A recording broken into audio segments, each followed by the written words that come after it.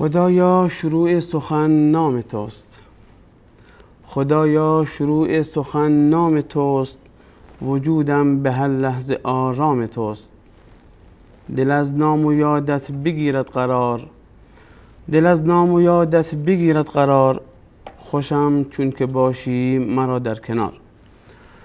با سلام و درود به یکایک بینندگان عزیز، گرامیان محترم و همراهان همیشگی برنامه منهاج السنه، برنامه‌ای که همونجور که مستحضر هستید در رد کتاب منهاج الکرامه آقای هلی نگاشته شده، برنامه‌ای که تهیه و تدارک دیده شده تا به دروغ‌ها و ادعاهای آقای هلی پاسخی داده بشه، پاسخی که قرنها شیخ الاسلام به آن داده.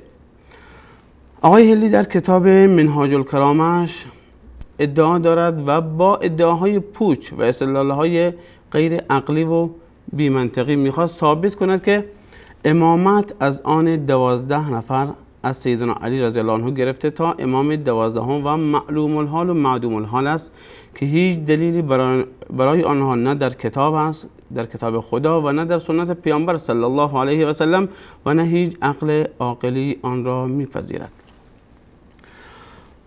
در این قسمت از برنامه در خدمت کارشناس محترم جناب شیخ عبدالقدوس دهقان هستیم. از طرف خودم و بینندگان به ایشان سلام وقت بخیر دارم. بنده هم خدمت جناب علی و بینندگان عزیز و ارجمند عرض ادب و سلام دارم. السلام علیکم و رحمت الله و برکاته و در خدمت جناب علی انشاءالله خواهم بود. جناب استاد، در برنامه‌ها و قسمت‌های مختلف از کتاب منهاج الکرامه دلایلی بود که آقای هلی ذکر کرده بود، ادعاهایی بود که ذکر اونها را مطرح کردیم و همچنین پاسخ اونها را دادیم. و یکی از مباحثی که باز هم آقای هلی در کتابش، در کتاب منهاج الکرامه مطرح کرده، به عنوان اینکه میخواد از راه عقل امامت علی و بقیه رو ثابت کنه. ظاهرا حالا از تا چند اندازه در بحث نقلی و آیات احادیث موفق بوده. تمام بینندگان تا این قسمت شاهد بودن که خواسته امامت ائمه اثنا عشر را ثابت کنه، و اما از راه دیگر وارد میشه و میخواد از راه عقلی ثابت کنه که دلایل امامت علی رضی الله عنه بی نهایت است و هیچ کس منکر اون نیست و دلایلی است که اصلا قابل شمارش نیست، دلایل عقلیش میگه. لطف کنید برای ما از کتاب منهاج الکرامه و همچنین جواب شیخ الاسلام را در این زمینه بفرمایید. الحمد لله رب العالمين والعاقبة للمتقين والصلاة والسلام على نبينا محمد وعلى آله و صحبه اجمعین. بینندگان عزیز و ارجمندی که تا کنون این برنامه را دنبال کردن، بیش از 1 سال هست که این برنامه الحمدلله هر هفته تقدیم بینندگان عزیز شده و انشاءالله همچنان ادامه خواهد داشت. مطالبی که تاکنون در این کتاب بیان شده بود ادعاهای بیجا و بیمورد و بی اساسی بود از علامه هلی که در این کتاب برای اثبات برتری مذهب شیعه و اولاتر بودن و احق بودن این مذهب و وجوهی که در این زمینه استدلال کرده بود، اینها را ما بررسی کردیم و تعدادی از متاعینی را و اشکالاتی را که بر دیگر اصحاب رسول الله صلی الله علیه و سلم گرفته بود برخی را ما پاسخ گفتیم و تعدادی دیگر از ایراداتی که در واقع یک سری ایرادات بنی اسرائیل هستند، اساساً چون این ایرادی اصلا واقع و وارد نیست، ما از اینها صرف نظر کردیم فعلا و چند صفحه در واقع جلوتر رفتیم تا اینکه برسیم به فصل سوم این کتاب که اساسی ترین و مهمترین اصل این کتاب و هدف از نگاشتن این کتاب این فصل در واقع بوده. اثبات امامت سیدنا علی رضی الله تعالی عنه از دیدگاه شیعه و بر مبنایی که شیعه دارند. امام بودن سیدنا علی رضی الله تعالی عنه قبل از این که شیعیان به آن معتقد باشند، اهل سنت و الجماعت به آن معتقد هستند. هم عملا معتقد بودند و در واقع با ایشون بیعت کردند، امامشون هست، و هم عقیدتا ما معتقد به امامت سیدنا علی رضی الله تعالی عنه هستیم، همان گونه و در همان منزلتی و با همان معیارهایی که معتقد به امامت و خلافت ابوبکر و عمر و عثمان هستیم. هیچ گونه تفاوتی در این زمینه وجود ندارد. این گونه نیست که اهل سنت و الجماعت امامت ابوبکر و عمر و عثمان را بالاتر بدانند، قویتر بدانند، محکمتر کمتر بدونن یا لیاقت در واقع حضرت علی رضی الله تعالی عنه رو کمتر از خلفای راشدین در این زمینه بدونن. در این که همه این بزرگواران خلفای اربعه اهل سنت و الجماعت هستند، هیچ گونه شک و شبهه‌ای وجود ندارد. تمام مساوی هستند در این که همه خلیفه راشد بودند. همه خلیفه راشد بودند، هیچ گونه شک و شبهه‌ای وجود ندارند. همه عزیز بودند و هستند نزد اهل سنت و الجماعت، هیچ گونه اشکالی در این زمینه وجود ندارند.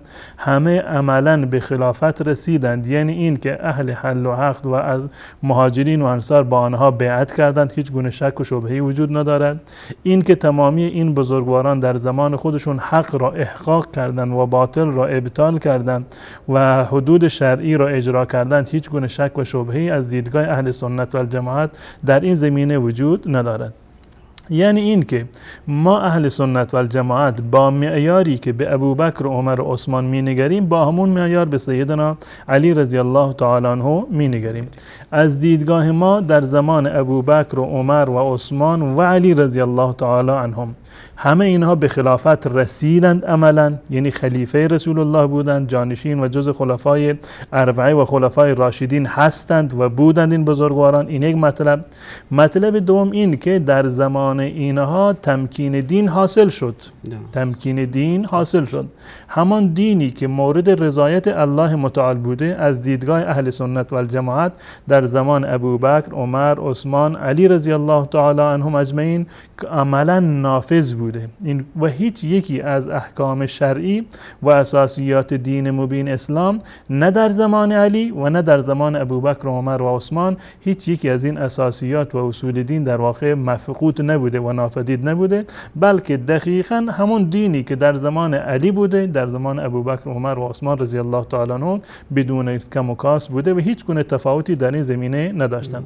نه از نظر استحقاق با هم دیگر تفاوت داشتند، نه از عملاً از نظر خلیفه شدن و بیعت کردن مردم با اونها با هم دیگر تفاوتی داشتند، گرچه در این زمین تفاوت‌های ریزی وجود دارد، اما در این که تمام مهاجرین و انصار با تمام این بزرگان در واقع بیعت کرده بودند به صورتی که بیعت منعقد شده، در این زمینه با هم دیگر متفاوت یعنی برابر هستند. با ابوبکر هم بیعت شد، با عمر، با عثمان، با علی رضی الله تعالی عنه، گرچه در زمان حضرت علی رضی الله تعالی عنه تمام صحابه بالاجماع بیعت نکردند مانند اهل شام و معاویه، اما باز هم اهل سنت و الجماعت بالاتفاق و بلا استثناء خلافت ایشان را خلافت حقه می‌داند. خلیفه برحق و جانشین برحق بودند در اون زمان و فرمانروای مسلمانان بودند، هم از نظر قدرت ظاهری که داشتند، تمکن ظاهری که داشتند و هم این که دین اصلی در زمان ایشان در واقع اجرا شده بود، هیچ تفاوتی با بقیه خلفا در این زمینه ندارد. این عقیده اهل سنت و جماعت هست. اما معیاری که شیعه در این زمینه انتخاب کردند و به بیراهه رفتند و در واقع فاصله گرفتند از عموم در واقع مسلمانان، این هست که معتقد هستند که امامت سیدنا علی رضی الله تعالی عنه یک، ولو این که اتفاق نیفتاد بعد از وفات رسول الله صلی الله علیه وسلم، ولو این که عملا علی بعد از وفات رسول الله بلا فاصله خلیفه نشد. شیعه معتقد هست که خلیفه واقعا ایشان بودند، ولو این که با ایشان بیعت نشد، ولو این که قدرت و اختیاری رو نداشتند، ولو این که عملا نمیتونستند که حکم بکنند یا اون چیزی رو که در دلش بود به تعبیر آقایون اجرا بکنند، اما ایشون خلیفه معصوم منصوب از جانب الله متعال بوده. بنابراین تمامی خلفایی که قبل از این بودند علمای جور بودند، علمای در واقع ظالم بودند و این خلافت را و این منصب الهی را غصب کرده بودند. قطع نظر از این که امکان دارد که منصب الهی غصب بشود یا خیر، منتها عقیده شیعه امروز بالاتفاق تمام شیعیانی که امروزه وجود دارند این عقیده اونها هست که خلافت حق مسلم علی بوده هیچ، بلکه منصوب از جانب الله متعال بوده. درست. جناب استاد شما برای اثبات این امامت، ببین وقتی که یک حقی رو ما میخوایم اثبات بکنیم، وقتی که مثلا ما میخوایم بگیم که نماز یکی از احکام شرعی هست، یکی از اصول شرعی هست، در این زمینه دلایل قطعی غیر قابل مناقشه وجود داره. دلایل قطعی، مسلم، صحیح و صریح و غیر قابل اشکال هست که کسی نمیتونه در اینها اشکال وارد بکنه.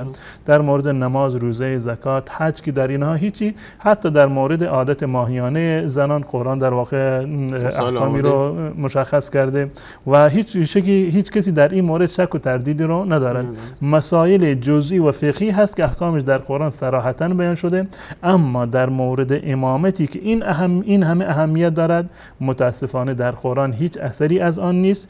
بدین خاطر شیعه‌ای که معتقد به این چنین امامتی هستند مجبور هستند که دلایلی رو در واقع جلب بکنند، اهم از دلایل عقلی یا دلایل به قول خودشون که در واقع نقلی هست و اینها رو تراشیدن و میخواند که به زور در واقع مجادله و به زور در واقع منطق و فلسفه خودشون میخواند از این دلایل امامت منصوصه سیدنا علی رضی الله تعالی عنه رو اثبات بکنن.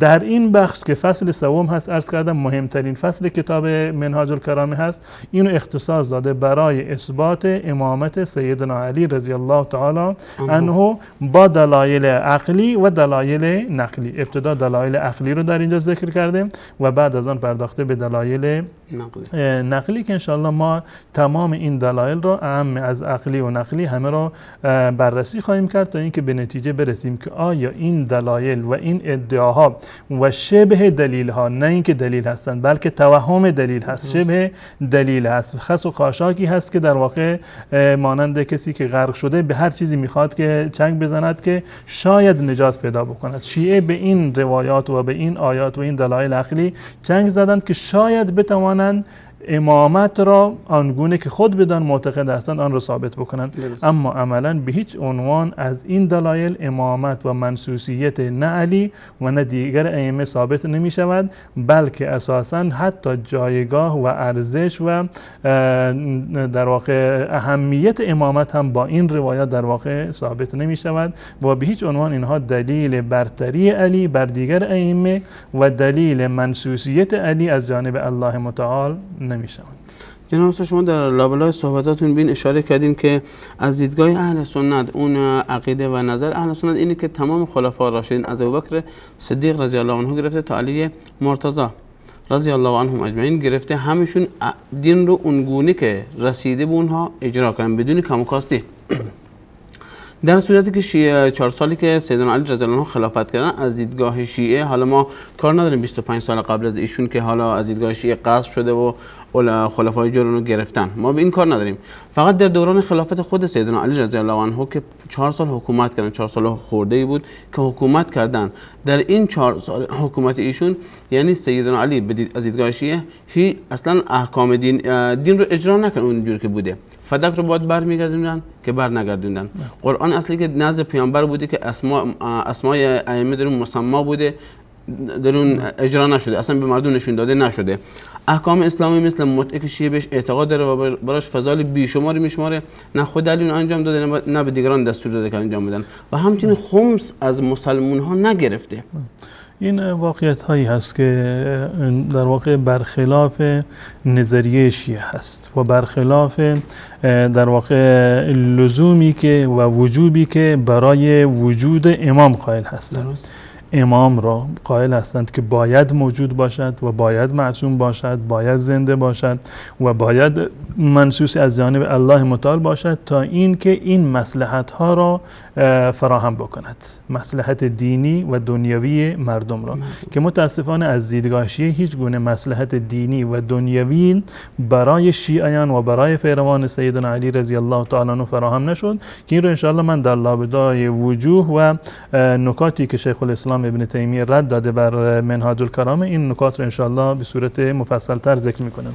آقای هلی در این کتاب اگر دوستان این دوربین رو فعال بکنن، فصل سوم این کتاب هست، فصل سوم منهاج الکرامه هست که منهاج الکرامه فی معرفت الامامه و این در واقع صفحه 63 این کتاب هست. فصل سوم در فی الادله الداله علی امامه امیر المؤمنین علی ابن ابی طالب علیه السلام بعد رسول الله صلی الله علیه و آله، دلایلی که امامت سیدنا علی رضی الله تعالی عنه را ثابت میکنند بعد از رسول الله صلی الله علیه و سلم. الادله فی ذلک کثیره لا تحصى، دلایل در این زمینه زیادند، قابل شمارش نیستند. من عرض کردم که اینها دلیل نیستند، شبه دلیلند، توهم دلیل هستند و به هیچ عنوان در واقع تطابقی بین این ادله و بین منصب و مقام امامت با اون ارزشی که شیعه قائل هست در میان اینا هیچ گونه موازنه و تطابقی وجود ندارد. این ادله بسیار پایینتر و بسیار ضعیفتر از این هستند که مسئله امامت را آنگونه که شیعه تعریف کرده در واقع ثابت بکنند، که انشاءالله این حرف من در لابلای بررسی هر یک از این دلایل برای بینندگان عزیز کاملا مشخص خواهد شد. به هر صورت این ادعای آقای هلی است که دلایل در این زمینه بسیار هستند، قابل شمارش نیستند، لکن نذکر المهم منها، اما مهمترین رو ما در اینجا ذکر میکنیم. آفرین بر آقای هلی. بله، وقتی که مهمترین رو ذکر کرده، اگر مهمترینش اینها هستند بخیر و مردم خودشون قضاوت بکنند. وقتی که قوی ترین و صحیح ترین و صریح ترین دلایل عقلی و نقلیشون اینهایی است که در اینجا ذکر شده، باقی مانده‌ای که قابل شمارش نیستند و آقای هلی نتونسته اونها رو ذکر بکنه، حساب اونها کاملا مشخص هست. تا به امروز از زمان سیدنا علی گرفته تا به امروز شیعه ناتوان هست که یک نص صحیح و صریح، نص صحیح و صریح، وقتی میگم صریح یعنی جلی باشه، ظاهر و آشکار باشه، در دلایل رخ باشه، که یعنی هر کسی وقتی که این رو میشنود بدوند که علی جانشین خلیفه بلافاصله رسول الله صلی الله علیه و سلم هست. به اتفاق تمام شیعه هستند تا به امروز نتوانستند که یک نص صحیح و صریح و جلی و واضح و آشکاری را که هر انسان بی‌طرفی که اون را میشنید معتقد به امامت بلافاصل علی باشه، چون این دلیل رو معرفی بکنن، چون این دلیلی تا به امروز وجود نداره. مهمترین دلیل امامت سیدنا علی رضی الله تعالی عنه از روایاتی که گرفتن، روایت قدیر هست که من کنت مولا فهذا علی مولا، که به اعتراف بزرگان خودشون مانند امینی که لفظ مولا بیش از 27 تا معنی داره، یعنی نه تنها اینکه صریح در واقع نیست و دلالت بر امامت نمی کند، بلکه یک لفظ مشترک المعنی هست که ما 27 تا گزینه رو باید بررسی بکنیم، تحلیل بکنیم، یکی یکی اینها رو رد بکنیم تا اینکه برسیم به این که معنی مولا چه باشه. و گذشته از این و بدبختی در اینجا هست که معنی مولا در هیچ جا به معنی خلیفه، جانشین، حاکم، امام یا ولی امر چنین چیزی در هیچ قاموسی در واقع نیامده. این رو انشاءالله به صورت مفصل در نقد دلایل ما انشاءالله بررسی خواهیم کرد. منتها فعلا می‌پردازیم به اون ادعایی که آقای هلی کرده. میگوید که وننظمه 4 مناهج، ما با 4 روش اینها رو در واقع مطرح میکنیم، این دلایل رو ذکر میکنیم. المنهج الاول فی الادله العقلیه، اولین روش و منهج در دلایل عقلی، و دلایل عقلی میگوید 5 مورد هستند. دلایل عقلی 5 دلیل هستند. الاول ان الامام یجب ان یکون معصوما، امام باید معصوم باشد. این یک اصل هست که تمام شیعه اینو در واقع امروز قبول دارند که امام باید معصوم باشد، و وقتی که امام باید معصوم باشد پس بنابراین علی امام هست. ببینید چه جالب از این استدلال. امام باید معصوم باشد بنابراین علی امام هست. خب می شود همین استدلال کرد، امام باید معصوم باشد بنابراین ابوبکر معصوم هست، امام هست. امام باید معصوم باشد بنابراین عمر در واقع امام هست. ولو اینکه اهل سنت و الجماعت اگر قائل به اسمت ابوبکر و عمر و عثمان نیستند، قائل به اسمت علی رضی الله تعالی عنه هم نیستند، و اساساً برای امامت یعنی برای جانشینی رسول الله صلی الله علیه و سلم اسمت را در هیچ موردی در واقع لازم نمیدونن. نه اسمت در اجتهاد، نه اسمت از خطا و در واقع نسیان و سهو و حتی از گناه هم ائمه را و در واقع خلفا و جانشینان رسول الله صلی الله علیه و سلم را معصوم نمیدونند و این شرط خلافت رسول الله صلی الله علیه و سلم هم نیست. منتها ادعایشی است امام باید معصوم باشد، پس بنابراین علی امام است. همین حرفی که اینجا گفته الامام یجب ان یکون معصوما، که امام باید معصوم باشه، آیا همین اسمت این که امام معصوم باشه همین اسمت بودن امام رو ثابت کرده یا میتونه ثابت کنه که حالا معصوم باشه؟ بالفرض ما بگیریم امام باید معصوم باشه، آره هر کس معصوم بود میتونه جانشین پیامبر باشه، آیا اسمت علی رو میتونه ثابت کنه؟ اسمت هیچ کدام از ائمه نه تنها ثابت نیست بلکه عکسش ثابت هست، نه در مذهب اهل سنت و الجماعت بلکه در روایات خودشیه. این یک بحث جداگانه هست که آیا ائمه معصوم بودند یا نبودند، آیا دلایلی برای اثبات اسمت وجود دارد یا وجود ندارد.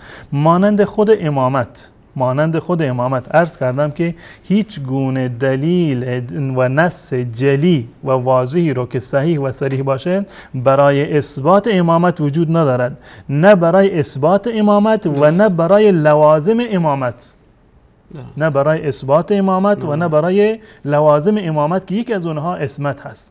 برای اثبات اسمت ائمه هیچ گونه دلیل و نص صحیح و صریح و جلی وجود ندارد که ان شاء الله ما به صورت مفصل بحث خواهیم کرد.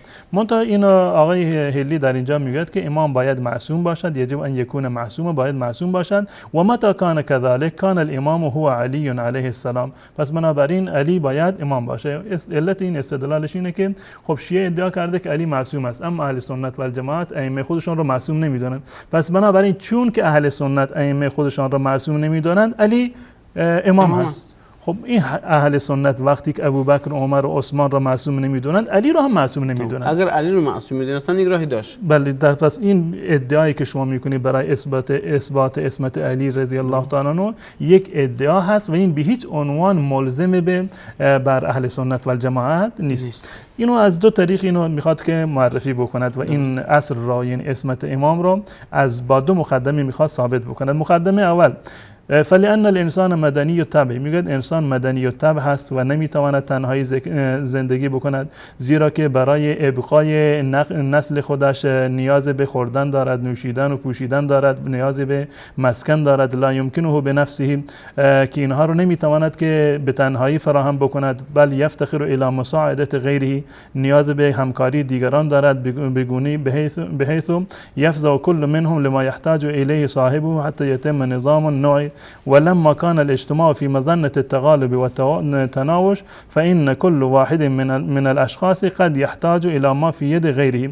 این استدلالی هست که میگه انسان مدنی و طبع هست، باید در جامعه زندگی بکند، نیاز به خوراک و پوشاک و مسکن و ملبس دارد، پس بنابراین اینها رو باید تهیه بکند. امکان دارد که یک انسانی خودش نتواند اینها را تهیه بکند و اینو در دست دیگران ببیند، دیگر خونه‌ای دارد و نمیدونم غذایی دارد، لباسی دارد، امکان دارد که این انسان برای رسیدن به این منافع خودش تعدی بکند، تجاوز بکند به دیگران، مال دیگران را غارت بکند، خونه دیگران را برای خودش غارت بکند. این نقطه رو در اینجا بیان میکند. قد یحتاج الی ما فی ید غیره، نیازمند اموالی هست که در نزد دیگران است. فدعوه قوته الشهویه الی اخذه، این قوه شهوانی و قوه تملکشون وادار میکنه که از دیگران بگیرد، الی اخذه و قهره علیه و ظلم فیه، فیؤدی ذلك الی وقوع الهرج والمرج و اثابه الفتن. میگه این در واقع منجر به یک نوع هرج و مرج میشه در جامعه و منجر به ایجاد فتنه میشود. استدلالش در اینجا چون که انسان مدنی و طبع هست و چون که امکان دارد انسانها بر همدیگر ظلم و ستمی روا بدارند و مال و در واقع ناموس یکدیگر را غارت بکنند، پس بنابراین باید امام معصومی باشد. میگه فلا بد من نسب امام معصوم، پس بنابراین باید امام منصوب و معصومی وجود داشته باشد که وظیفه این امام چی هست؟ یصدهم عن الظلم و التعدی. درست. امام معصوم باید وجود داشته باشد. چرا وجود داشته باشد؟ به خاطر این که مردم را از ظلم و تعدی در واقع باز بدارد و یمنعهم عن التغلب و القهر و از غالب شدن بر دیگران و سیطره بر دیگران و القهر اونها را در واقع منع بکند و ینتصف للمظلوم من الظالم. این نکاتی که من عرض میکنم بینندگان اینا در خاطر داشته باشند که این وجه استدلالش واقعا جالب هست و ردی هم که شیخ الاسلام ابن تیمیه رحمت الله علیه داده مبتنی بر این نکات هست. میگه و ینتصف للمظلوم من الظالم، امام باید معصوم باشد، وجود داشته باشد تا اینکه حق مظلوم را از ظالم بگیرد و یوصل الحق الی مستحقه و حق را به حقدار برساند. لا یجوز علیه الخطأ ولا السهو ولا المعصیه، جایز نیست بر امام نه خطا و نه سهو و نه معصیت. و الا لفتقر الى امام آخر، اگر قرار باشد که امام از امام خطا و سهو و معصیت سر بزنند پس بنابراین نیاز به یک امام دیگری هست. به چه دلیل؟ به این دلیل که لأن العلة المحوجة الى نصب الامام هي جواز الخطأ علی الامه. این که ما گفتیم باید یک امام معصومی باشد به خاطر این که امت عموما در واقع امکان خطا دارد. کل امت، افراد امت احتمال خطا دارن، جایز الخطا هستن. وقتی ما گفتیم که امامی باشد بدین خاطر که امت اشتباه میکنن، یک امامی باشه که نه اشتباه میکند و نه سهوی از اون سر میزند و نه فراموش میکند و نه گناهی رو مرتکب میشود.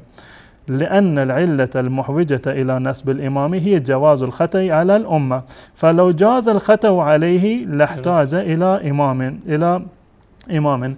اگر خطا برای امام در واقع جایز باشد خود این امام نیازمند یک امام دیگر هست. فإن کان معصوما کان هو الامام، اگر اون امام دیگری که این امام نیازمند به اون هست اگر اون دومی معصوم باشد خب امام اون هست، این اولی در واقع امام نیست. و الا لازم التسلسل، در اینجا تسلسل در واقع لازم میشه که هر امامی نیازمند به یک امام دیگر هست، امام بعدی نیازمند به امام دیگر. پس بنابراین در اینجا چند نکته قابل تأمل هست که آقای هلی گفته که چون که انسان یک در واقع مدنی و طبع هست، باید در یک مجتمع زندگی بکند، انسانی هست که باید در جامعه وجود داشته باشد و در جامعه احیانا نیاز دارد به غذا و این چیزها نیاز دارد و شاید اینها رو از راه نامشروع حاصل بکند و تعدی بکند، ظلم بکند بر دیگران.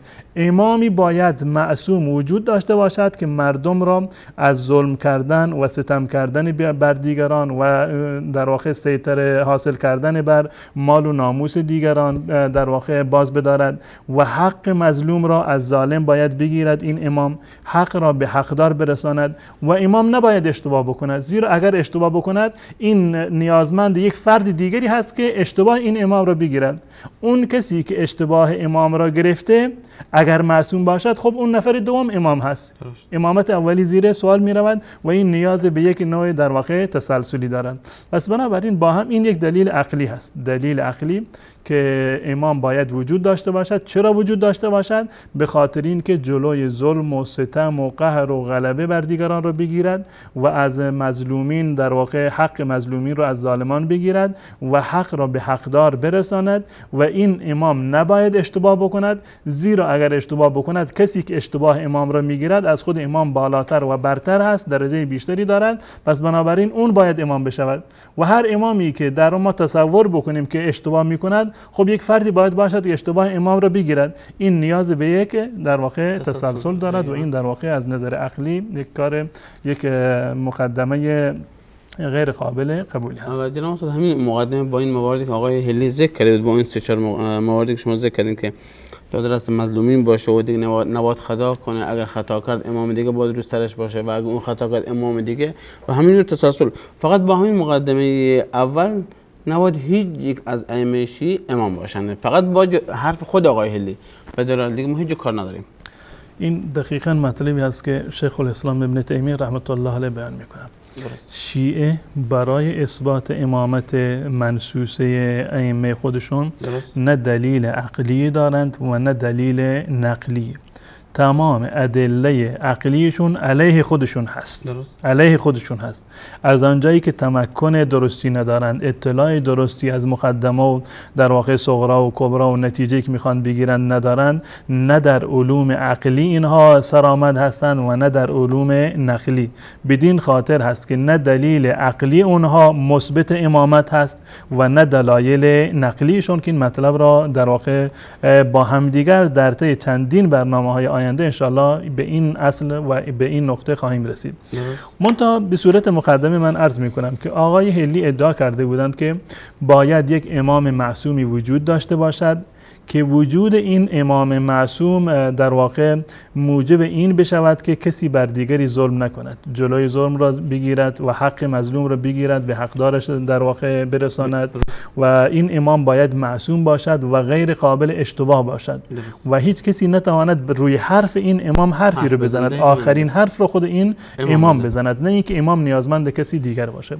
نقطه اول به صورت یک مقدمه میگه ما هم اینو قبول داریم، ما هم این نکته را قبول داریم که باید در جامعه، در انسانی که مدنی و طبع هست، در یک جامعه و مجتمع باید یک منبع بزرگتری باشد، یک مصدر و یک مرجع عالیتری و بزرگتری باشد که حرف اون دلیل و حجت باشد و به هیچ عنوان اون در واقع اشتباه نکند و حرفش یک دلیل قاطع و برنده باشد که تمام مردم این را قبول بکنند. اساساً به صورت یک مقدمه و در واقع به خاطر یک صورت تفاهم ما هم در این موافق هستیم، هیچ گونه در واقع مخالفتی رو با شما نداریم. منتها میرسیم روی عملی کردن این مورد، یک امام معصومی که تمام مردم اونو قبول داشته باشند، روی حرفش کسی حرف نزند و حرفش کاملا بر اساس علم و منطق و بر درایت و بر اساس شناخت ویژگی های جامعه و نیازمندی های جامعه باشد. ما هم به چنین چیزی معتقد هستیم. چنین امامی وجود دارد، ما داریم، امروز اهل سنت و الجماعت هم چنین موردی را دارند و اون امام رسول الله صلی الله علیه و سلم هست. رسول الله صلی الله علیه و سلم برای همین هم مبعوث شدند که انسانها را تزکیه بکنند و فرمودند که انصر اخاک ظالما او مظلوما، به برادرت کمک بکن، چه ظالم باشد چه مظلوم باشد، برای نصرت مظلوم، برای گرفتن حق از در واقع ظالمان رسول الله صلی الله علیه و سلم تعالیم خیلی زیادی رو دارند و پس بنابراین رسول الله وجود دارند. بیشتر از اسمتی که شما برای علی و برای بقیه ائمه خودتان قائل دارید، قطعا اسمت رسول الله صلی الله علیه و سلم را فراتر از اسمت حضرت علی رضی الله تعالی عنه میدونید. این دو مطلب سوم این که دستورات رسول الله صلی الله علیه و سلم که در دستوراتی رو صادر کردند، اطاعت رسول الله صلی الله علیه و سلم در هر زمان و در هر مکان و در هر موردی واجب هست. در این شما هیچ گونه شک و شبهه‌ای رو ندارید. همه اتفاق نظر دارند که رسول الله صلی الله علیه و سلم وجود داشتند، یعنی اومدند به عنوان یک معصومی که حق را به حقدار برسانند، احقاق حق بکنند و ابطال باطل. رسول الله معصوم بودند. رسول الله صلی الله علیه و سلم اطاعتش در هر زمان و در هر مکان و در هر مسئله واجب هست. و نکته دیگر این که تعالیم رسول الله صلی الله علیه و سلم موجب ممانعت از ظلم میشوند، یعنی عمل کردن بر احادیث رسول الله و تعالیم رسول الله صلی الله علیه و سلم لازمش این هست و منجر می شود به اثبات عدالت و نفی هر گونه ظلم و ستم. تعالیم رسول الله صلی الله علیه و سلم این تضمین را برای ما یعنی به وجود آورده. اگر واقعا ما بر طبق دستور و روش رسول الله صلی الله علیه و سلم عمل بکنیم، جلوی ظالم هم گرفته می شود، حق مظلوم هم گرفته در واقع می شود و هیچ کسی نمی تواند بر دیگری ستم بکند و راه حل اختلافات هم در واقع حدیث رسول الله صلی الله علیه و سلم وجود داره. اگر شما در یک موردی اختلاف داشته باشید، کلیات قضایا و کلیات به اصطلاح مسائلی که مردم در آن اختلاف دارند، حل و فصلش دقیقاً در قرآن و احادیث رسول الله صلی الله علیه و سلم وجود داره. شیعیان به خدا یعنی بینهم و بین الله فکر بکنن. اون مواردی که امروزه در محاکم ایران یا هر کشور دیگری که شیعه هستند، در جاهای شیعه بر اساس اونها قضاوت می شود، اینها از امام زمان گرفته شده، امام فعلی امام فعلی مثلا اومده باشه که نفی ظلم کرده باشه، حق را به حقدار برساند و اصولی رو و قواعدی رو قرار داده باشه که منجر به حل و فصل قضایای مردم بشه. از امام زمان در این زمینه ما هیچ چیزی رو سراغ نداریم. تمام اینها تعالیم رسول الله صلی الله علیه و سلم هست.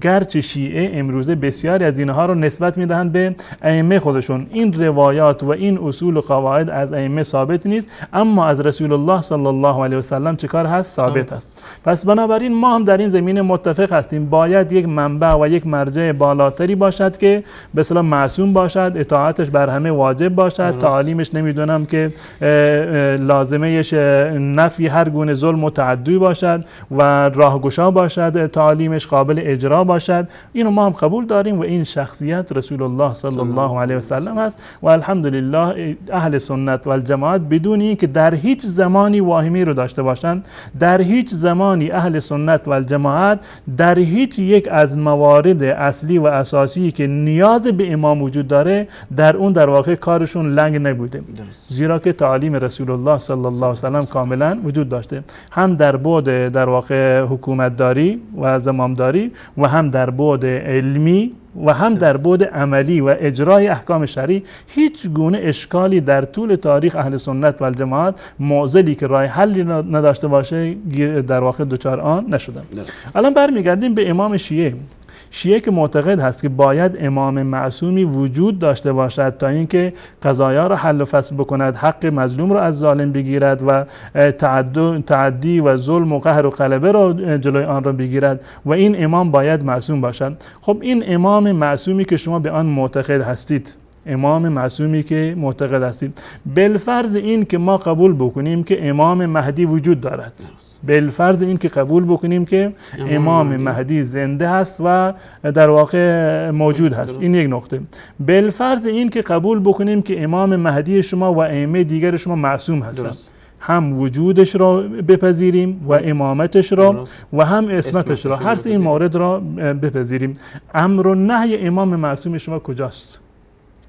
امر و نهی امام معصوم شما کجاست؟ امام معصوم شما برای این که از یک ظلمی جلوگیری بکند چه قضایایی رو مطرح کرده، چه اصول و قواعدی رو مطرح کرده و برای مردم معرفی کرده که در صورت اختلاف به این قضایا و به این اصول در واقع شما چیکار بکنید که عمل بکنید. پس بنابراین هیچ گونه در این زمینه اصولی وجود نداشته باشد. بالفرض این که قبول بکنیم که وجود دارد، من اینها رو مرحله به مرحله عرض می کنم. بالفرض این که امام معصوم امروزه وجود داشته باشد، مهدی وجود داشته باشد، بالفرض قبول امامتش، بالفرض اسمتش، پس بنابراین امر و نهیش وجود نداره. بالفرض قبول امر و نهیش، بالفرض ما چشم ببندیم بگیم که امام مهدی یک کتاب نمیدونم 100 جلدی داره به اندازه بحار الانوار، یا حتی یک کتاب یک ورقی داره که تمام اصول رو برای شما مشخص کرده باشه. برای اجرای احکام شرعی، برای این که امام ظالم را دستش را بگیرند، برای این که حدود شرعی را اجرا بکنند، برای این که قاتل را قصاص بکنند، برای این که زانی و سارق را و بقیه حدود شرعی را اجرا بکنند، امام باید قدرت داشته باشه.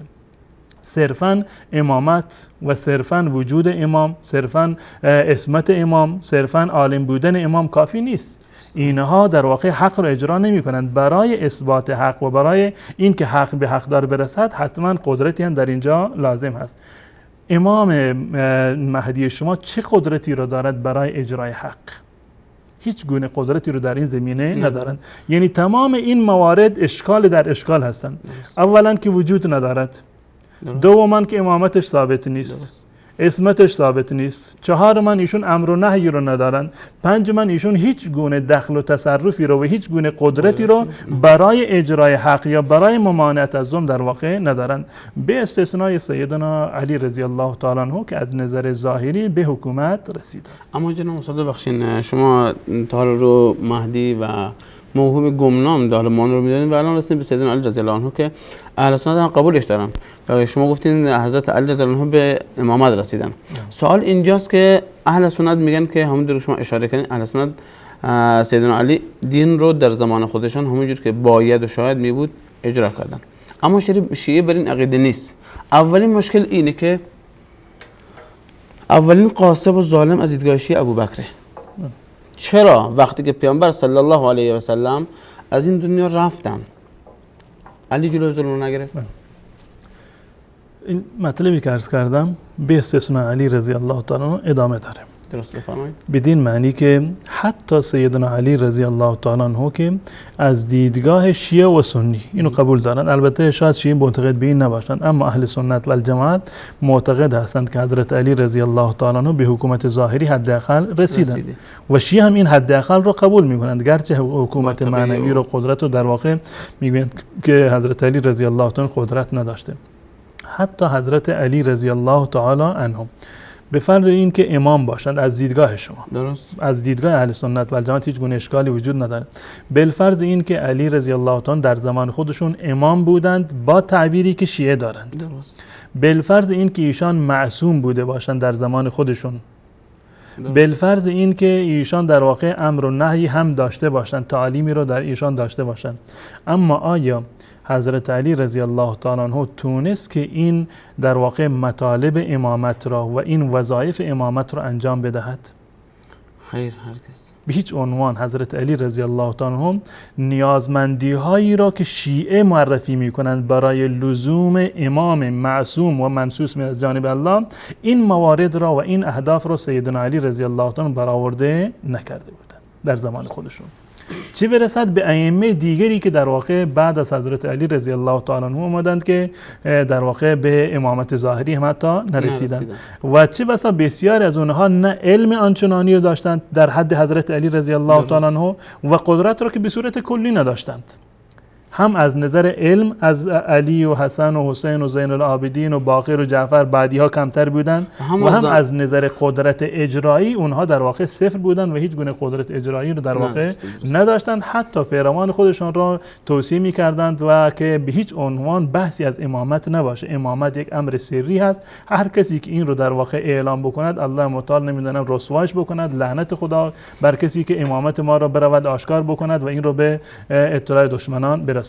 پس بنابراین در این مقدمه به این نتیجه میرسیم که هیچ کدام از ائمه اثنا عشر شیعه به اتفاق شیعه تا به امروز نتونستند که نیازهای امامت را و وظایف امامت را و توجیهاتی را که برای در واقع واجب بودن امام معصوم ذکر میکنند، این توجیهات را و این در واقع نیازمنده ها را فراهم کرده باشه.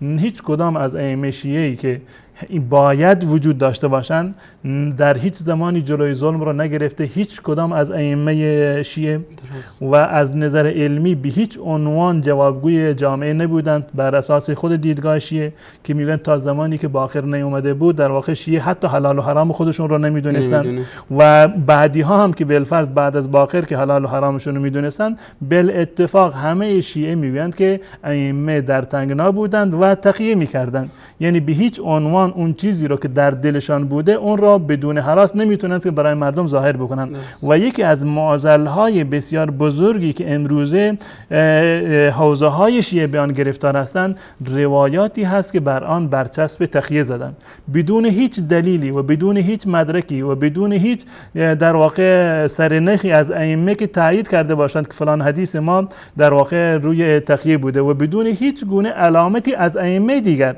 کاش که امام بعدی می آمد مشخص میکرد که امام قبلی اگر این حرف زده بر اساس در واقع تقیه بوده. هیچ یکی از ائمه اینها رو مشخص نکردن. امروزه شیعه در واقع هر چیزی رو که به مذاقشون خوش نمیاد برام برچسب تقیه میزنه که این به خاطر تقیه بوده، ما این رو در واقع قبول نداریم. پس بنابراین ائمه شیعه هیچ کدامشون نه از علمشون انسان بهره برده، درست، زیرا که نتونستند اونو عملی بکنند، اجرا بکنند، نتونستند که این علم رو آزادانه به مردم برسانند. تا امروز هم که هست شیعیان حیران و سرگردانند که آیا این علم حقیقی بوده یا علمی بوده که بر اساس تقیه بوده. و هم از نظر قدرت ظاهری هیچ کدام از ائمه نتوانستند که جلوی ظلم و ستم را بگیرند. پس بنابراین بدون این که ما این در واقع اصل و این دلیل عقلی آقای هلی رو بررسی بکنیم، این خود از بیخوبان در واقع باطل است. ایشون گفته بودند که برای این که از ظلم جلوگیری بشود و حق به حقدار برسد باید امام معصومی وجود داشته باشند. امامهای معصومی که شما معرفی کردید به اعتراف خودتان هیچ یکی از اونها جلوی ظلم و ستم را نه از دیگران حتی از خودشون هم در واقع نتونستند که این ظلم را دفع بکنند. درست. جناب استاد خیلی ممنون و ظاهرا وقت برنامه هم نیمه شده، وقتی هم نمونده، قرار بود که یکم اینقدر طول نکشه. خب با هم یک میان بالا میبینیم، باز هم همراه شما عزیزان خواهیم بود.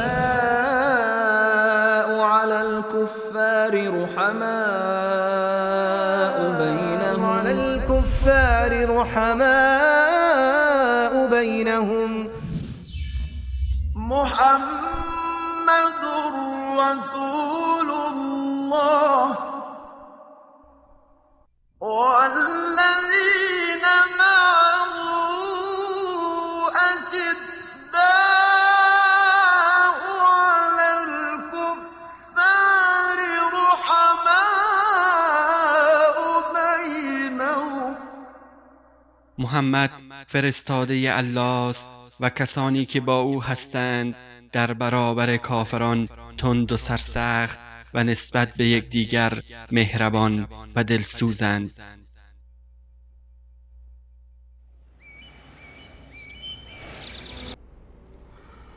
با سلام مجدد به همه بینندگان عزیز. خب جناب استاد، با مقدمه که شما مطرح کردین و آقای هلی گفته بود شما اونو مطرح کردین، حالا چه ایراداتی بر کلام آقای هلی وارد میشه که شیخ الاسلام اون در کتابش مطرح کردن؟ لطفاً که برای ما بینندگان این ردی که بر یا بگیم اصلا ریشه کنی که بر این مقدمه آقای هلی میاد چگونه است؟ اولین نقطه همین موردی هست که بنده عرض کردم. درست. این امامی که شیعون معرفی کردند با این ویژگی هایی که شیعه معتقد هستند که امام باید فلان و بهمان ویژگی ها رو داشته باشد، در مرحله اول چنین امامی تا به امروز نیامده. درست. چنین امامی نیامده. این شیعه هم اعتراف دارند که هیچی که از ائمهشون تا به امروز نتونسته مقاصد اصلی امامت رو در واقع عملی بکنه. بدین معنی گویا این یک وعده هست. مثل این میمونه شیخ الاسلام ابن تیمیه رحمت الله علیه یک مثالی رو زده. به طور مثال گفته بشه که بله مردم نیاز به پوشاک نمیدونم از فلان نوع دارند، مردم برای اینکه زنده بمانند نیاز به یک غذایی دارند که باید فلان و بهمان مثلا ویتامین رو داشته باشه و فلان ویژگی ها رو داشته باشه، برای این که بخوان زنده بشوند باید از فلان نوع غذا و فلان ویتامین استفاده بکنن. البته فکر کنم روایت های جناب استاد در کافی و بقیه باشه که کسی پس هست که مثلا دستش به قول نه عرض میکنم، عرضم اینجا هست که این میخوام که مقایسه بکنیم. درست. برای در واقع امر دینی مردم، درست. برای از جهت دینی که ظلمی صورت نگیرد، نمیدونم علم باید علم معصومی باشه که امام باید بدون خطا احکام مردم را برای مردم بیان بکنه، تضمینی وجود داشته باشه از جنبه دینی و این به هدف از وجود امام در واقع این هست که دین و دنیای مردم را تأمین بکنه. درست. از نظر دینی گفتم که این به هیچ عنوان اتفاق نیفتاده. امامی که شیعه معرفی کردند، خصوصیاتی که شیعه برای امام معرفی کردند، تا به امروز برای هیچ یکی از ائمه اثنا عشر و غیر اثنا عشر ثابت نشده. امامی با این کیفیت ها و با این خصوصیت ها و با این رسالت که شیعه میگویند تا به امروز چنین امامی به وجود نیامده. مثالی رو شیخ الاسلام زده مانند این که در بعد دیگر ما نگاه بکنیم. برای بعد معنوی گفتند امام باید باشه که نیامد و نیازهای دینی و معنوی مردم را تا به امروز برآورده نکرده. از بعد در واقع ظاهری اگر نگاه بکنیم مانند این میماند که گفته بشود که مردم نیاز به غذا دارند، غذایشون باید چنین و چنان باشد، آبشون باید چنین و چنان باشد و این آب و غذا با این ویژگی ها که مایه حیات هست در فلان مغازه مثلا مهیا و فراهم هست. وقتی که شما میروید در فلان مغازه میبینید که هیچ گونه غذای از اینها وجود نداره. گفتند که برای این که شما زنده باشید باید فلان غذا را، فلان دارو رو از فلان مغازه بخرید. وقتی که به اون مغازه مراجعه میکنید میبینید که نه از چنین غذایی خبری هست و نه از چنین دارویی. پس بنابراین نتیجه چی میشود؟ مرگ حتمی. وقتی که برای حیات شما نیازمند فلان غذا هستید و فلان غذا اصلا وجودی ندارد، این مرگ حتمی. وقتی که برای اثبات دین، برای در واقع اقامه دین، برای اقامه احکام شرعی، برای فرا گرفتن در واقع دین ما نیاز به امام معصوم داریم و امام معصومی با این ویژگی ها تا به امروز نیامده، این در واقع دلیل بر این هست که در واقع اصل این امامت که در واقع چیزی هست که وجود نداره و قابل قبول نیست. و امام معصومی که امروز وجود دارد، نه مردم از علم این امام استفاده کردند و نه از قدرت این امام. چه منفعتی امام زمان که 1200 سال هست که امام زمان در واقع نه این زمان بلکه امام زمانهای گذشته و زمانهای آینده الی معلوم نیست تا که باشد. این امام زمان نه از علمش کسی تا به اون بهره برده و نه از قدرتش. و علمی که امروزه هم شیعه ادعا میکنند که این علم وجود داره و ائمه گفتن، بالفرض که قبول بکنیم اینو نسبت بدیم به ائمه‌تون، این علم از باقر و امام جعفر و بقیه ائمه رسیده. از امام معصوم فعلی شما هیچ گونه منفعتی به شما نرسیده. حتی حکم حضور شما نمیتونید از امام خودتون ثابت بکنید تا چه برسه که به احکام بقیه احکام دینی و شرعی باشه که و عقدی باشه که شما بخواید که اونها رو در واقع ثابت بکنید. پس بنابراین وجود امام زمان امروزه هیچ گونه لطفی و هیچ گونه در واقع منفعتی رو برای مردم نداشته، نه از نظر دینی و نه از نظر معنوی. به تعبیر دیگر همین که قبلا هم عرض کردم، یعنی این که امامی که شیعه معرفی کردند با ویژگی هایی که شیعه برای امام قائل هستند تا به امروز چنین امامی به صورت کلی زاده نشده و امامت نکرده و عملا وجود نداشته که این وظایف رو در واقع اومده باشه و انجام داده باشه. این یک مطلب هست. درست. و مطلب دوم که در اینجا شیخ الاسلام ابن تیمیه رحمت الله علیه به اشاره میکند این است که میگوید که این که شما که یعنی شیعه میگویند که لازم هست که باید یک امام منصوصی از جانب الله متعال باشه که لابد من نسب امام معصوم یفعل هذه الامور. میگه منظور شما از این چی هست؟ منظور شما از این که این امام معصوم و منصوص از جانب خداوند متعال باشه منظور چی هست؟ آیا منظور این است که الله متعال بر الله متعال واجب هست که یک امامی را با این ویژگی ها بیافریند؟ وقتی که ما میگیم امام باید معصوم باشد، امام باید در واقع به هیچ عنوان خطا نکند و گناه نکند و سهوی از اون سر نزند، منظور شما این است که الله متعال باید یک امامی را با این ویژگی ها بیافریند یا این که مردم باید چنین امامی را انتخاب بکنند؟ آیا بر الله متعال واجب هست که چنین امامی رو در واقع به دنیا بیاورد و خلق بکند یا این که مردم در واقع بیاند و چنین امامی رو برای خودشان در واقع بیاند و تایید بکنند؟ این امامی که حضرت علی رضی الله تعالی عنه که شما اون را در واقع معصوم میدانید، این امام معصوم شما حضرت علی رضی الله تعالی عنه و همچنین دیگر ائمه معصوم شما، هیچ کدام از اونها در واقع مؤید از جانب الله متعال نبودن، به این معنی که الله متعال اونها رو برای رفع ظلم وظیفه داده باشه یا برای رفع ظلم اونها رو قدرت داشته باشه و بعد از اونها پشتیبانی هم بکند. هیچ یکی از این ائمه شما در این حد نبودند و الله متعال هیچ کدام از اونها را برای انجام این رسالت و برای فراورده کردن این در واقع نیازها اونها را این قدرت و در واقع این امکان را به اونها نداده. تمام ائمه شما عاجز و مقهور بودند. پس بنابراین الله متعال عملا امامی را که توانایی این کار را داشته باشه نیافریده و اون در واقع به عنوان امام معرفی نکرده. پس بنابراین اولا این امامی رو که شما تراشیدید، امامی رو که شما معرفی کردید، امامی رو که لوازم و صفاتش رو شما تعیین کردید، تا به امروز الله متعال چنین امامی رو در واقع نیافریده. و اگر مثلا شیعه معتقد باشد که نه، مردم هستند که باید یک امامی رو تعیین بکنند، امامی رو باید انتخاب بکنند، و ان قلتم ان الناس یجب علیهم ان یبایعوه و یعاونوه، مردم هستند که باید بر امام بیعت بکنند و با امام چیکار بکنند؟ امام رو کمک بکنند. الله متعال چون این کاری رو نکرده، امام مؤیدی رو از جانب خودش تا به امروز تعیین نکرده بر اساس عقیدهش یک این کار رو انجام بدن. اگر میخواید بگید که مردم چون این کاری رو باید انجام بدن، و علی کل تقدیر فما حصل لاحد من المعصومین عندكم تأیید لا من الله ولا من الناس، اگر از جانب الله بگید که باید الله متعال چنین امامی رو معرفی بکند و چنین امامی رو برانگیزد که این قدرت رو داشته باشه، الله متعال هم چنین کاری رو انجام نداده. اگر میگید نه، مردم میبایست با علی بیعت میکردند، مردم میبایست قدرت علی میبودن، دست در واقع راستش میبودن برای اجرای حکومت و برای اجرای احکام شرعی، مردم هم چنین کاری رو انجام ندادند. نه از جانب الله متعال چنین چیزی حاصل شده و نه از جانب مردم. یعنی امامی را که شما ادعا میکنید باید برای رفع ظلم بیاد، نه الله متعال بهش چنین قدرتی داده که رفع ظلم انجام بده و نه مردم با اون بیعت کردند که حداقل مردم پشتیبانش بشن برای رفع ظلم. چنین امامی تا به امروز در واقع به وجود نیامده و وجودی را ندارد. پس بنابراین این اصلی را که شما بر این مبتنی کردید که باید امام معصومی باشد، چنین امام معصومی به هیچ عنوان تا به امروز در واقع نیامده. وجه چهارم اینجا هست که این امامه های معصوم شما که تا به امروز اومدند، اشکال کار در کجا بوده؟ اشکال کار در کجا بوده؟ چرا امامه های شما تا به امروز موفق نشدند؟ نه علی و نه حسن و نه حسین و نه دیگر ائمهشون که اومدن تا این امام 12 هم که هست که فعلا تا حالا موفق نشده و موفق هم نخواهد شد، زیرا که اصلا وجودی نداره.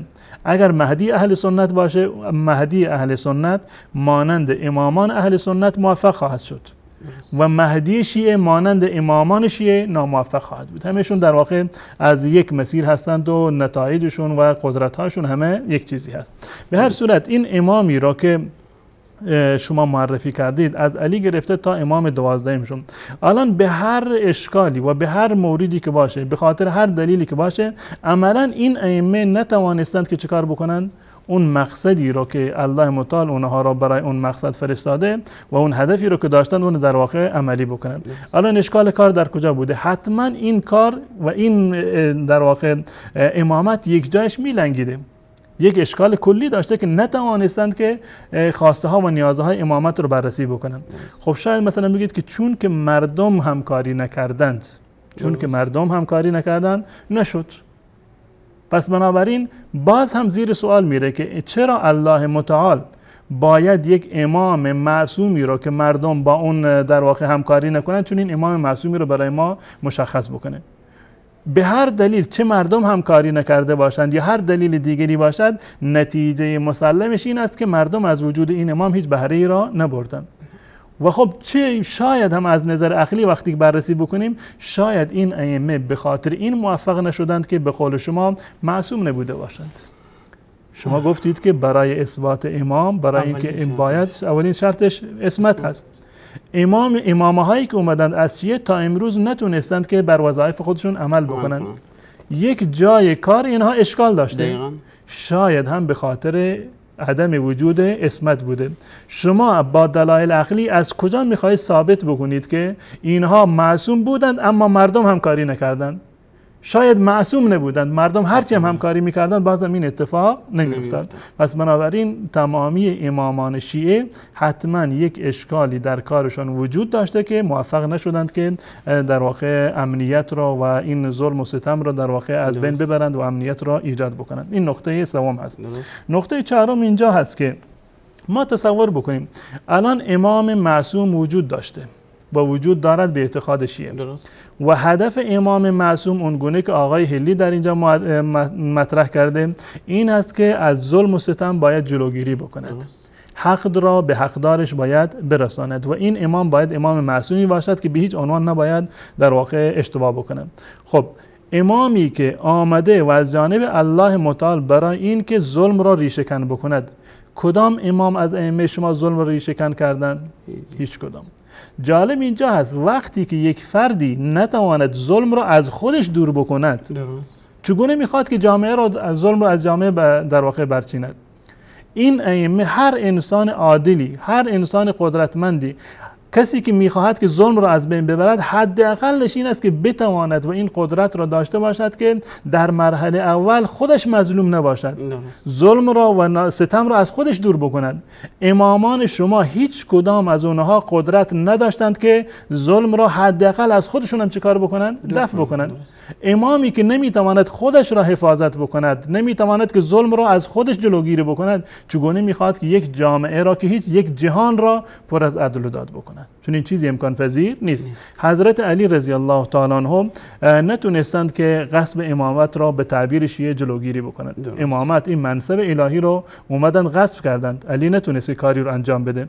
بنابر اعتقاد شیعه اهانت کردند به دختر رسول الله صلی الله علیه و سلم، ایشون رو به شهادت رسوندن، علی رو مورد ضرب شتم قرار دادن، به تعبیر خودشون طناب در گردنش انداختن.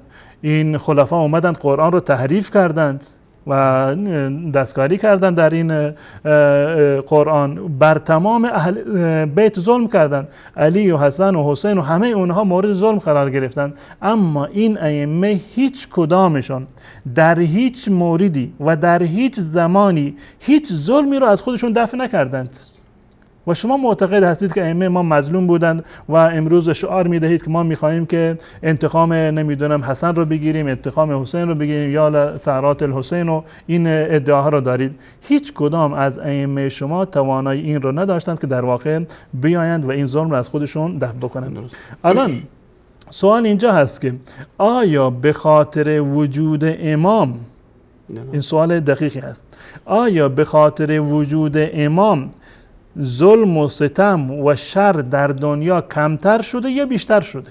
یعنی خود امام باعث شده که تا ظلم بیشتر بشه در دنیا. میخوام بپرسم اینو که آیا وجود امام باعث ظلم بیشتر شده یا باعث دفع ظلم شده؟ درست. فرض کنیم که اصلا امامتی وجود نمی داشت. اصلا امامتی وجود نمی داشت. فرض کنید که علی، شیعه مثلا فرض بکنند که علی امام معصوم و منصوص از جانب الله نبود، نه علی، نه حسن، نه حسین، نه دیگر هیچ کسی از این ائمه امام معصوم نمی بودند، اصلا امام معصومی وجود نمی داشت، آیا ظلم و ستم در دنیا بیشتر می شد یا کمتر می شد؟ قطعا کمتر می شد. اگر امامتی وجود نمی داشت قرآن تحریف نمی شد. اگر امامتی وجود نمی داشت بنابر عقیده شیعه مسلمانان مرتد نمی شدند، اصحاب رسول الله مرتد نمی شدند. اگر امامتی وجود نمی داشت زهرا به شهادت نمی رسید آنگونه که شما میگید. اگر امامتی وجود نمی داشت حضرت حسن رضی الله تعالی مجبور نمی شد که در واقع برود صلح بکند با حضرت معاویه رضی الله تعالی. اگر امامتی وجود نمی داشت حسین هم به شهادت نمی رسید و هیچ گونه ظلم و ستمی در دنیا به وقوع نمی‌پذیرد. این امامی که باید مظهر دفاع از مظلومین باشد، باید دفاع بکند و نگذارد که در دنیا ظلمی صورت بگیرد، به خاطر وجود امام و امامت ظلم‌های بیشماری در دنیا اتفاق افتاد. هم چه ظلمی بالاتر از این که شیعه معتقد قرآن تحریف شد، امامت غصب شد، علی و حسن و حسین و بقیه ائمه مورد اهانت قرار گرفتند، دین اسلام ناکام ماند تا امروز هم عملی نشده.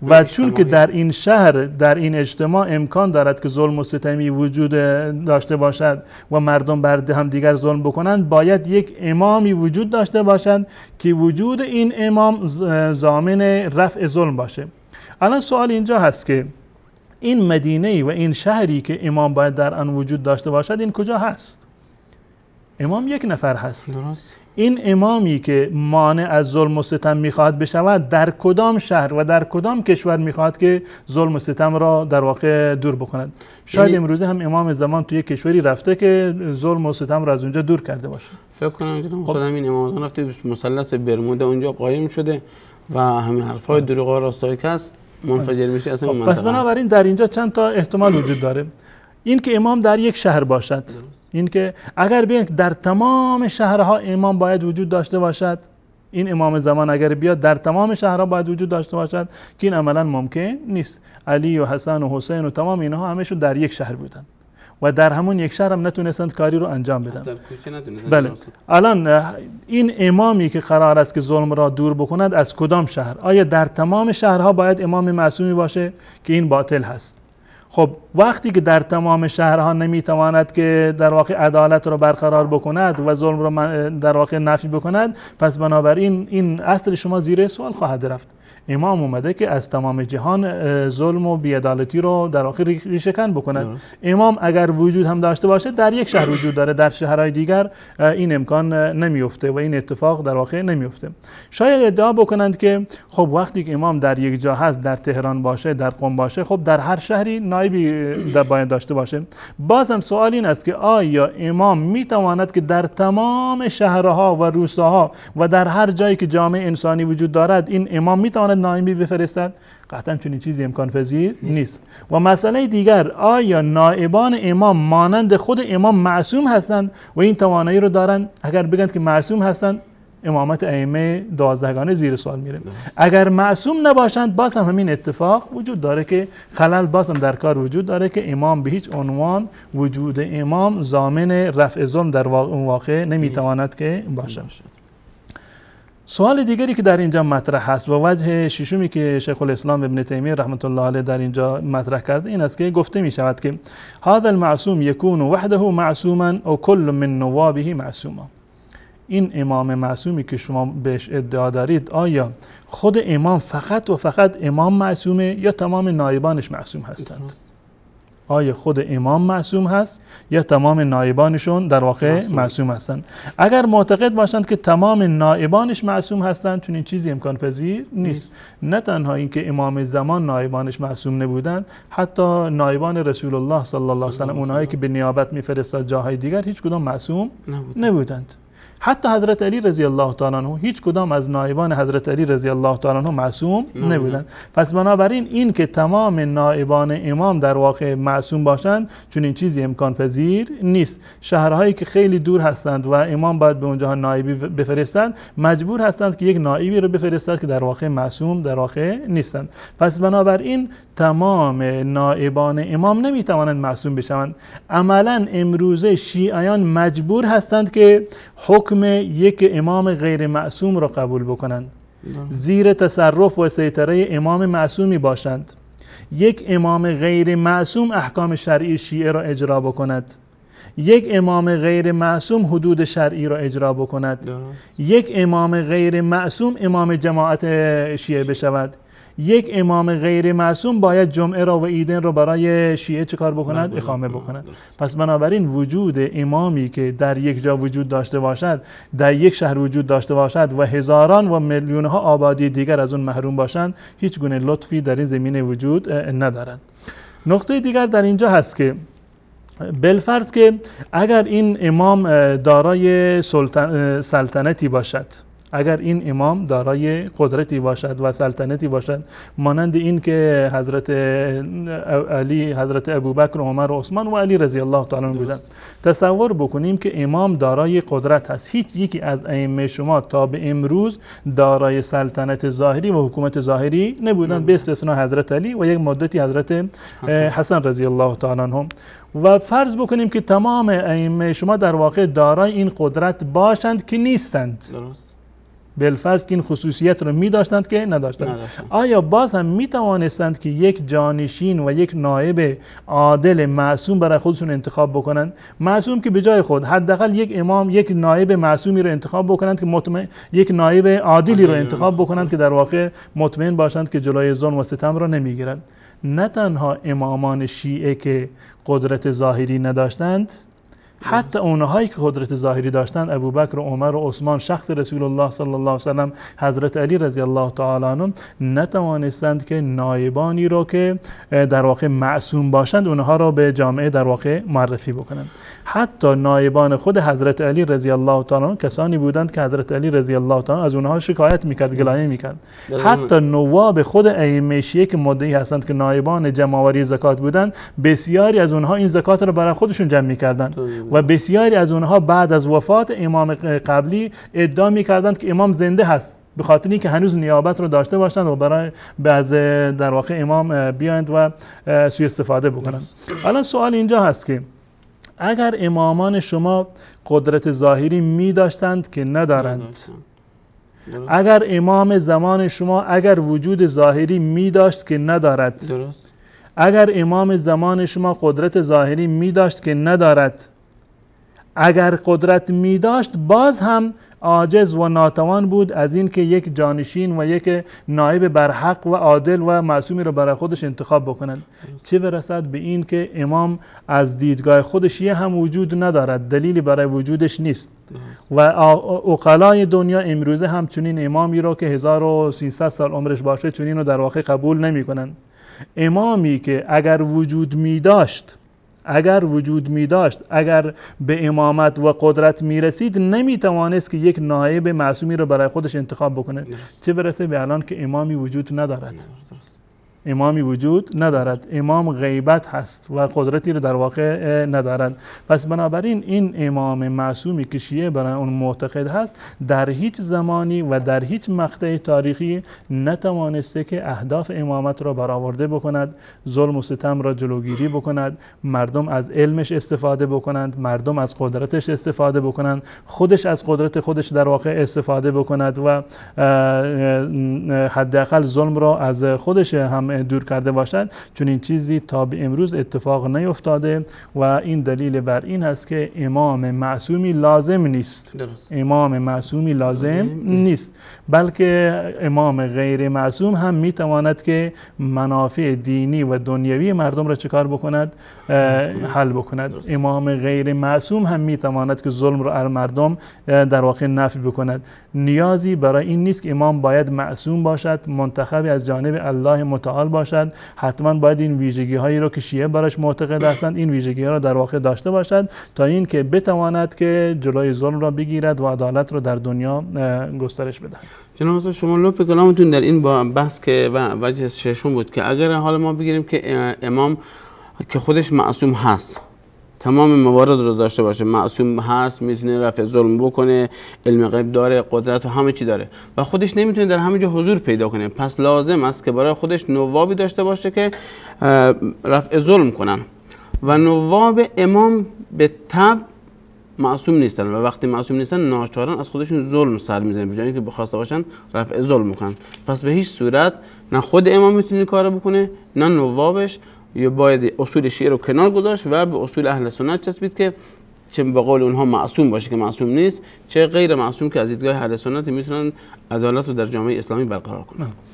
تمام این نکاتی که شیخ الاسلام ابن تیمیه رحمت الله علیه در اینجا ذکر کرده ضامن این هست و مستلزم این هست که چون این امام معصومی وجود ندارد و هیچ گونه مصلحتی از امام معصوم از هیچ کدام از ائمه معصوم در هیچ زمانی و در هیچ موردی در واقع اتفاق نیفتاده و مردم از نظر دینی و دنیوی بنابر اعتقاد شیعه نتونستند از ائمه خودشون در واقع استفاده بکنن. یکی دیگر از وجوهی که شیخ الاسلام ابن تیمیه رحمت الله علیه نقد کرده این ادعای اسمت امام و لزوم وجود امام معصوم را این نقطه هست که سوال میکند از شیعیان که آیا این امامی که در دنیا شما معتقد هستید که باید بیاید جلوی ظلم را بگیرد، عدالت را باید همگانی بکند، آیا این مصلحتی که حاصل می شود برای امام و این در واقع عدالتی که میخواد این ایجاد بکند این یک صلاح کلی هست هست یا یک صلاح جزئی، بدین معنی که آیا وجود امام باعث برچیده شدن ظلم از دنیا می شود؟ آیا وجود امام باعث برچیده شدن ظلم از دنیا به صورت کلی می شود که اصلا اگر امام باشد ظلمی در دنیا صورت نمی گیرد، یا این که نه خیر، وجود امام باعث نفی ظلم به صورت کلی نمی شود، باعث تقلیل ظلم می شود، حداقل ظلم در واقع کمتر میاد. کدوم مورد و کدوم گزینه هست؟ آیا وجود امام باعث می شود که ظلم و بی‌عدالتی به صورت کلی از دنیا برچیده بشود، یا این که ظلم به حد اقل خودش در واقع می رسد؟ اگر منظورش این باشد که ظلم به صورت کلی از بین خواهد رفت، چون این اتفاقی نیفتاده.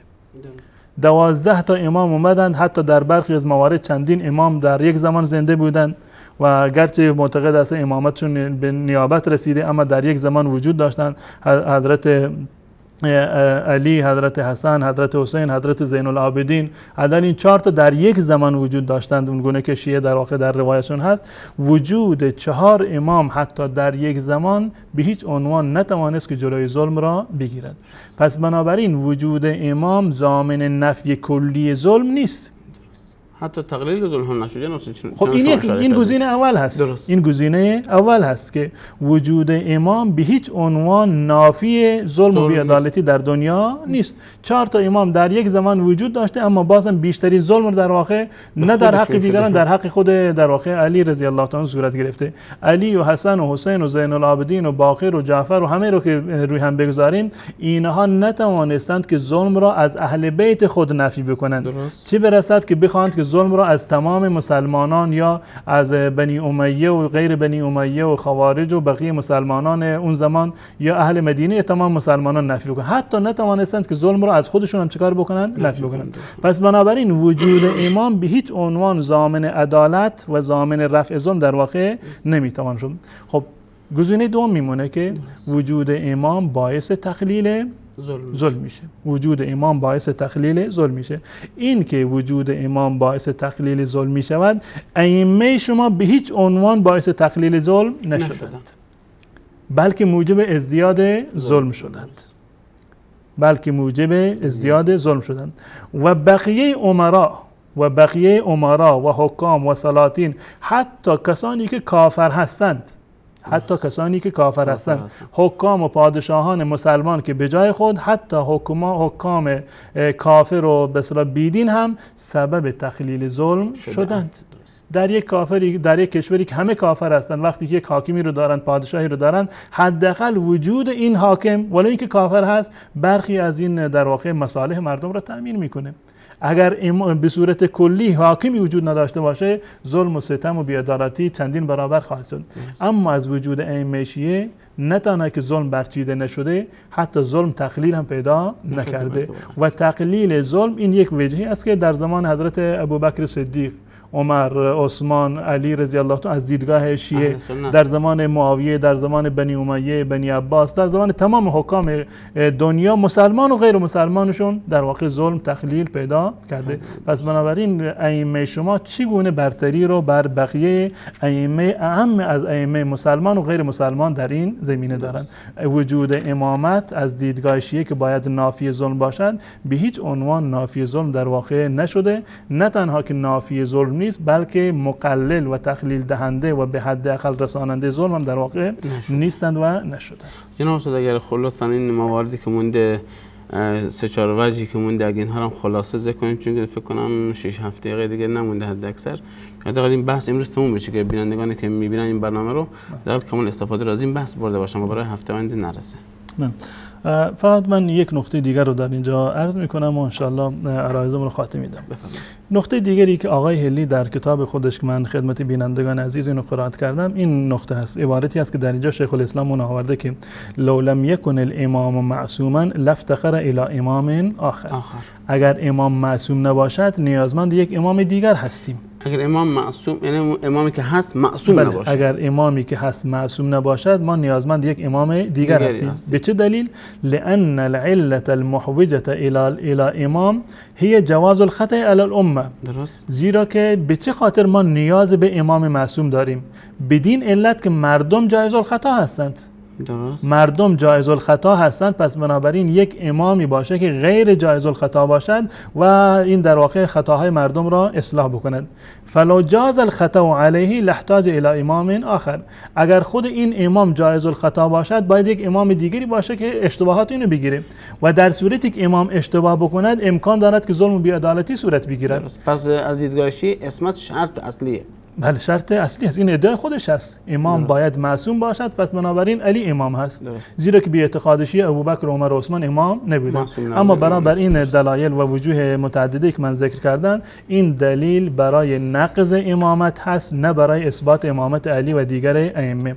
خب پس بنابراین در اینجا آقای هلی ادعا کرده بود که چون که اگر امام جایز الخطا باشد ما نیازمند به امام دیگر هستیم، اگر امام دیگری باشد و بعد از اون امام دیگری باشد این یک نوع تسلسل هست که از نظر عقلی چنین چیزی محکوم و غیر قابل قبول هست.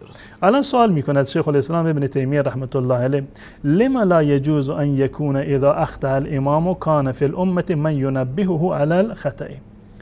میگه هدف شما این است که امام معصوم باشه که اشکالی به وجود نیاد، ظلم و بی‌عدالتی اتفاق نیفته، مردم دچار جهالت نشوند، یک امر اشتباهی نیاید و به جای حق در واقع نیستند. میخوب از نظر عقلی چه اشکالی وجود داره که وقتی که یک امامی اشتباهی کرد مشاورانشون رو مشوره بدند که این دستور شما، این در واقع قانونی که شما تصویب کردی، این دستوری که دادی این خلافه، این فلان و فلان ضرر رو داره. این مشاوران یا عموم امت بیاند و اصلاحات امام رو در واقع اشکالاتش رو بگیرند و در واقع نگذارند که امام فتوای اشتباهی رو بدهد یا یک حکم اشتباهی رو در واقع صادر بکند. لما لا يجوز ان يكون اذا اخطأ الامام كان في الامه من ينبهه على ذلك. خب وقتی که امام دچار اشتباه بشود خب امکان داره از نظر عقلی که مردم جلوش رو بگیرن. این هیچ گونه از نظر عقلی هیچ گونه ممانعتی در این زمینه وجود ندارد. خب نتیجه یکی می شود، یکی می شود. چه امام معصوم باشد به هیچ عنوان خطایی رو انجام ندهد، سهوی صورت نگیرد، پس بنابراین ظلم و بی‌عدالتی صورت نگرفته، هیچ گونه فتوای غلطی در واقع صادر نشده. یا این که دور بر امام چند نفر انسان عاقل و انسانهای مشاوری باشند، اهل حل و عقدی باشند، به محض این که امام و در واقع حاکم یک دستور خلافی رو صادر کرد که با مصالح کشور سازگار نبود، اینو به اصطلاح متوجه بکنند که جناب پادشاه، جناب رهبر، جناب امام، این دستور شما فعلا به صلاح مملکت نیست. نهایتا از خطا جلوگیری می شود، چه امام اصلا اشتباه نکند یا این که امام اشتباه بکند منتها یک گروه انسانهای فرخیخته وجود داشته باشند که جلوی خطا امام را بگیرند. نتیجه هر دوتا در واقع یکی هست. از نظر عقلی این هیچ گونه شک و شبهه‌ای در اینجا وجود نداره. منتها نتیجهش این است که این عصمت به صورت کلی ثابت هست. عصمت به صورت کلی چکار هست؟ ثابت هست. شورای نمیدونم که نگهبان رو بگذاریم، مجلس خبرگان رو، اگر قرار بود که مجلس خبرگان فقط یک نفر باشه، امکان داشت که یک فردی رو که نمیدونم که با اون خویشاوند هست بیاد اینو یک فردی رو که صلاحیت رهبری رو نداره اونو بیاد به عنوان رهبر انتخاب بکنه که الان هست. بالفرض که یک نفر می بود. اگر الان که چندین نفر هستند، خب وقتی که همفکری صورت میگیرد، وقتی که رایزنی و مشورت صورت میگیرد، دیگه در واقع احتمال اشتباه و خطا چکار میشود؟ کمتر میشود. در هر زمینه این گونه هست. وقتی که یک گروهی باشند، یک مجلسی باشند، شورای حل و عقدی وجود داشته باشه، پیرامون پادشاه در واقع باشند، پیرامون امام باشند، این در واقع احتمال خطا را به حد اقل میرساند یا به صورت کلی منتفی میکند. پس بنابراین چه اشکالی وجود داره که امام خودش معصوم نباشد، اون گونه که نبوده و نیست، منتها افراد دیگری باشند که اگر این امام تصمیم اشتباه بگیرند، دیگران در واقع بیان اینو در واقع اصلاح بکنند. و میفرماید و تکون العصمة ثابتة للمجموع، عموم مردم معصوم باشند، یعنی دستوری و حکمی که از یک مجلس 50-60 نفره یا کمتر و بیشتر صادر شده باشه، این در واقع بدون اشتباه و بدون اشکال خواهد بود.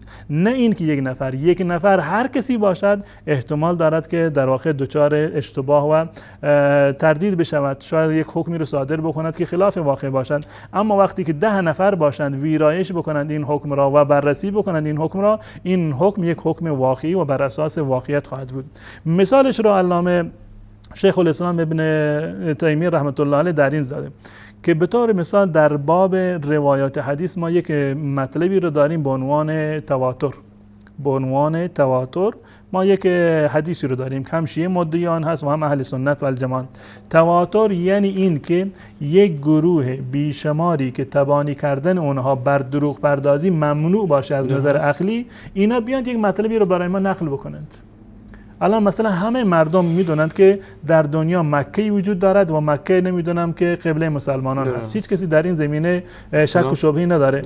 شاید که بسیاری از مردم قطعا مکه رو ندیدن، اما از بس که بهش گفتن مکه وجود دارد، هزاران میلیون ها نفر اومدن و اینو تایید کردن، گفتن ما اینو قبول داریم.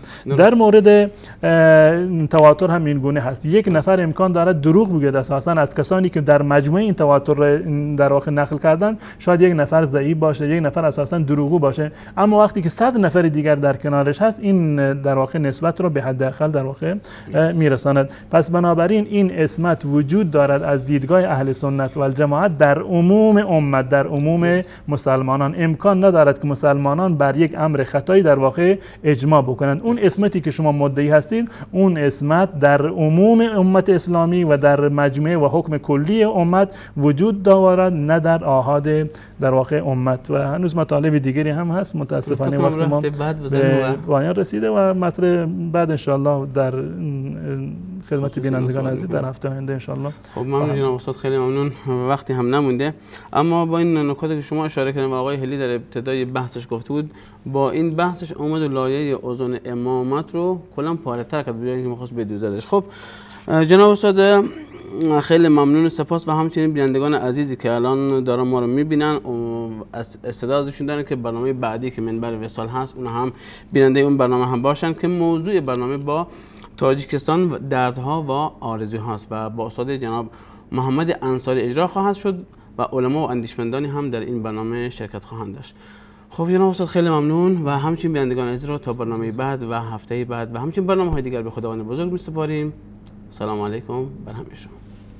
ممنون جناب استاد.